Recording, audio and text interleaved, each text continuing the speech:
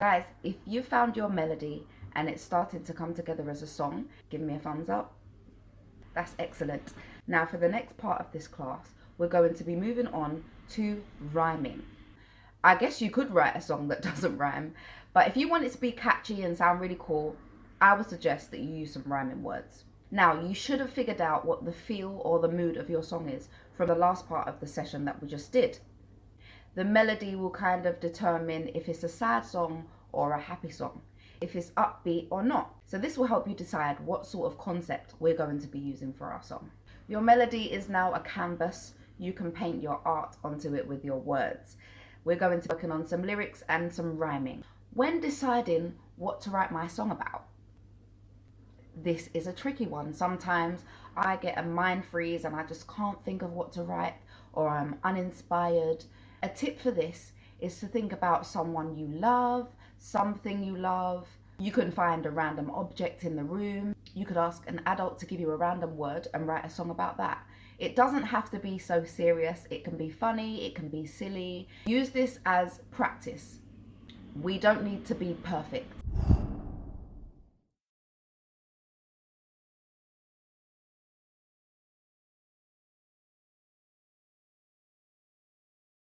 Don't forget, if you would like to sign up to Bstars After School Club, you can follow the information down below and someone will contact you to be enrolled.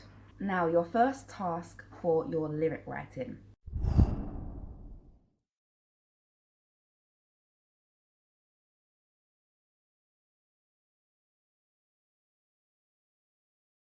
Have you got the idea for your song? If you have, put 2 thumbs up. Amazing, okay. So what I would like you to do now is write a sentence about the idea that you have picked. For example, if your idea was to write a song about flowers, you could write something like, "Flowers are beautiful in the spring." Pause the video and write your first sentence.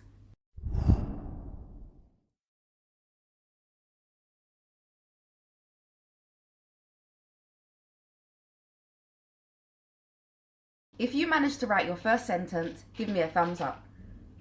Wonderful.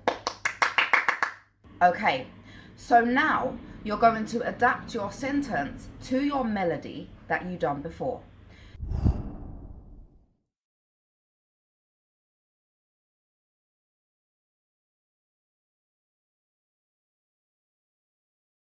So, to give you an example of a melody for "Flowers are beautiful in the spring," we could sing, "Flowers are beautiful in the spring." This depends totally on your instrumental. The example that I have just given has no instrumental, so you need to adapt your lyrics and melody onto the instrumental so that it sits well and it sounds superb. What I'd like you to do now is pause the video, place your lyrics on top of your melody and the 2 together on top of your instrumental. So 1, adapt your lyrics to your melody.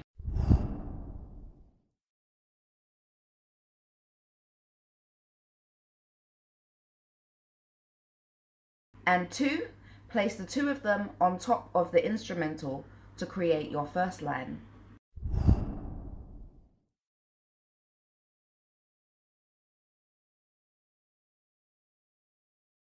Do you have your first line sorted? If you do, give me 2 thumbs up. That's great. Now, for our second line, it is super important that our last words rhyme.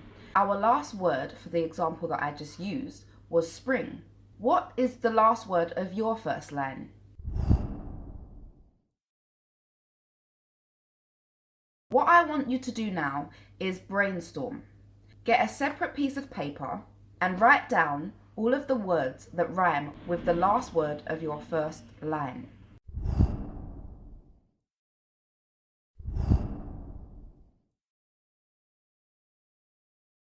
So if I was to take the word sing, that rhymes with spring, my next line could be something like, "When I see them, they make me sing."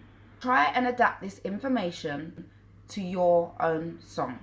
So, let's just quickly recap on what we've learned today. Pick the instrumental or the music that we will write our song to.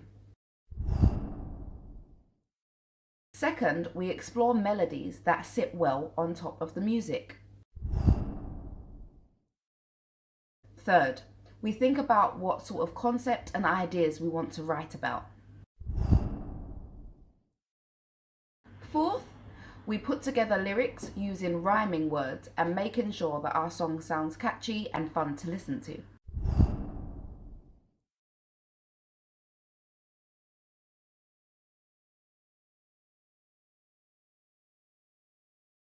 It's very important that just like a story, a song